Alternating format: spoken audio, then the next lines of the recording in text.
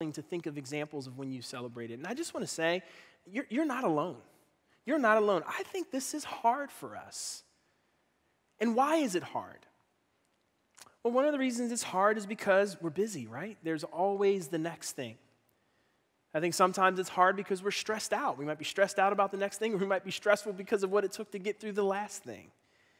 Maybe it's the challenge of being present. I mean, we've got so many devices that keep us from actually focusing on what's happening right now in my life. And, for some of us, it's fear, right? It's fear of taking our foot off the gas. Maybe we're a type A person. And I just want to tell you, this one is hard for me. Sometimes when you're kind of assigned to preach on something, very quickly you realize, okay, God, this is for me. And so I just want to say, celebrating and what I want to say about it, this is as much for me as anybody else. And maybe that's why God was so explicit that he is a God of celebration. When God brought the nation of Israel out of Egypt, they had been slaves for 400 years. And so they didn't know how to be a people. They didn't know how to be a nation. They didn't know how to be anything other than what they had been, which were slaves. And so God gives them all of these laws, and he gives them these principles and these rhythms of life, instructions for how to live. And among those laws, 7 parties a year, like national throwdown parties a year. In fact, one of them is talked about this way in the book of Deuteronomy in the Old Testament. God says to his people, then you shall turn it into money, turn your harvest, turn your sacrifices into money, and bind up the money in your hand and go to the place that the Lord your God chooses and spend the money for whatever you desire, oxen or sheep or wine or strong drink, whatever your appetite craves. And you shall eat there before the Lord your God and rejoice, you and your household. Guys, this is the Old Testament God, right? And what is he saying here? Spend money on whatever you desire. Buy wine or strong drink, whatever your appetite craves, and eat it, celebrate it before the Lord. Why would he do this? I think it's because God understands something about our nature. And what he understands is our struggle to celebrate is connected to the brokenness in our lives. If you struggle to celebrate for any reason, it's likely because you think things depend on me more than they depend on God. And you might not say it that way. You might say it this way, man, I just got to keep hustling. I got to keep hustling because nobody else is going to make this happen but me. You might think about it this way. It might be like, man, I'm just so nervous about the future. I just want to make sure we are prepared and planned for the future. All of those reasons, though, they basically boil down to an increase in your fear and a lack of faith. And in fact, God tells us why we need 7 parties a year, why we need to be reminded of this in the verses that precede what I just read. In verse 23, he says, so that you may learn to revere the Lord your God always. Why celebrate? Why celebrate? I want to pour fuel on your fire of celebration by giving you 4 reasons to celebrate. Number 1, it helps us remember God's goodness. When we celebrate, it's an opportunity to pause and say, something good happened. God did something in my life. I just experienced a win. I just experienced something positive. And it reminds us of God's goodness when we stop and we celebrate that. One of the things that always, it just is a boost to my day, no matter when I do it, is just to do gratitudes. I love doing this. I'll just look over the last 24 hours and I'll list from 1 to 10 and I'll say, what are 10 things I have to be thankful for in the last 24 hours? And I promise you, I am never without 10 things. Even if it was the worst day I thought I ever had, I've always got things to be thankful for. Why? Because those things remind us of God's goodness. So whether it's a daily gratitude rhythm or whether it's a weekly celebration, getting with some friends and reflecting on wins of the week, whatever it is, these things remind us of God's goodness. Reason number 2, it helps us rest and recalibrate our significance. When you celebrate, it forces you to stop. I'll just give you a hint. It's not a celebration if you're doing it while you're still working, But if we stop, it's an opportunity to rest. And obviously, God has a lot of things to say about rest. But it also recalibrates our significance in the world. Because when I celebrate, I often look around and say, man, you know what? This is awesome. This thing happened. And actually, it wouldn't have happened if I was just trying to do this on my own. Usually when I celebrate, I'm looking around and saying, this person helped make that happen. This wouldn't have happened if this decision wasn't made that was out of my control. Man, God, you are good. Number 3, it helps us relate with people. You know, one of the best rhythms to grow team connections is celebration. Teams train together and they need to. Teams work together and they have to, right?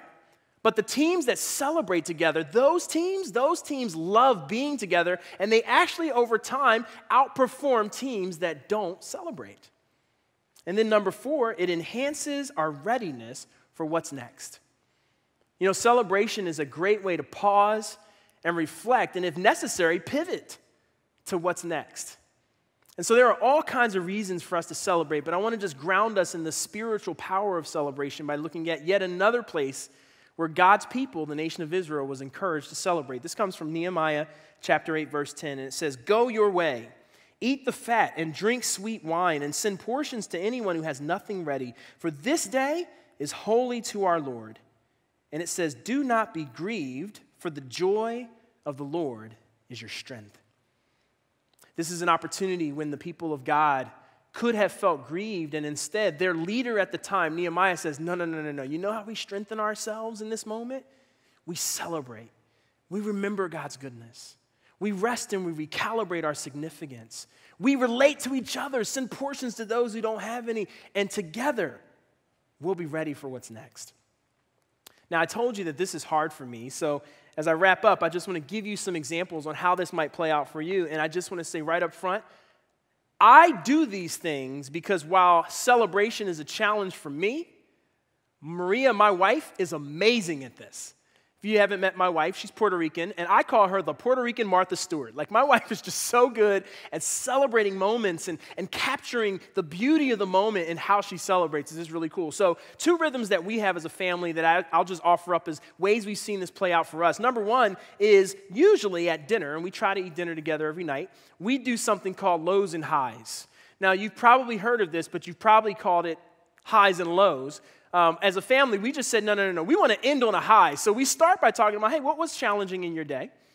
But then every person goes around and also says, hey, and what was a high for today? We do that every day. Our kids are in that rhythm, and I tell you what, we never run out of things to celebrate. And often, not every day, but often we recognize, you know what? We really didn't have any significant lows today, and we can celebrate that too. Another thing that my wife instituted last year, though, we call the back-to-school feast.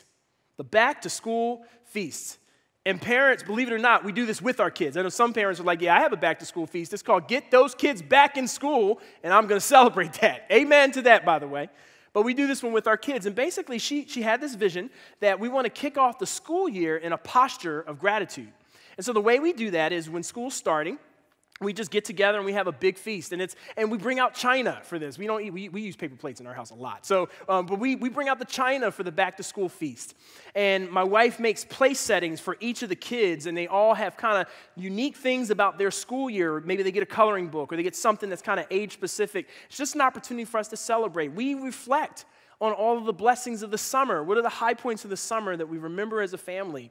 And the other thing we do is we pick a verse, my wife and I pick a verse that's going to be our focus verse for the year. Last year's verse was Ephesians 2:10, which says, we are God's workmanship. And we just wanted our kids to understand you are uniquely designed by God, and let's see how that plays out this year.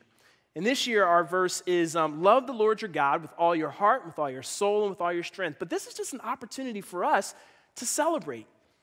Now, let me tell you, you know why back-to-school feast happens? It happens because my wife does 2 things. She puts it on the calendar, and she makes a budget to make it happen. And so that's my challenge to you as I close on how you can lean into celebration. What is something in your life that is worth celebrating? Again, not a birthday, not an anniversary, something else in your life that's worth celebrating. I hope you're celebrating birthdays and anniversaries, but something beyond that. And here's what I want you to do. I want you to make a date to celebrate that. And I want you to make a budget so that you can actually do that in a way commensurate to your budget that causes that to feel like a celebration. And we're going to share our ideas with each other at #HowToThrive, because we thrive when we celebrate.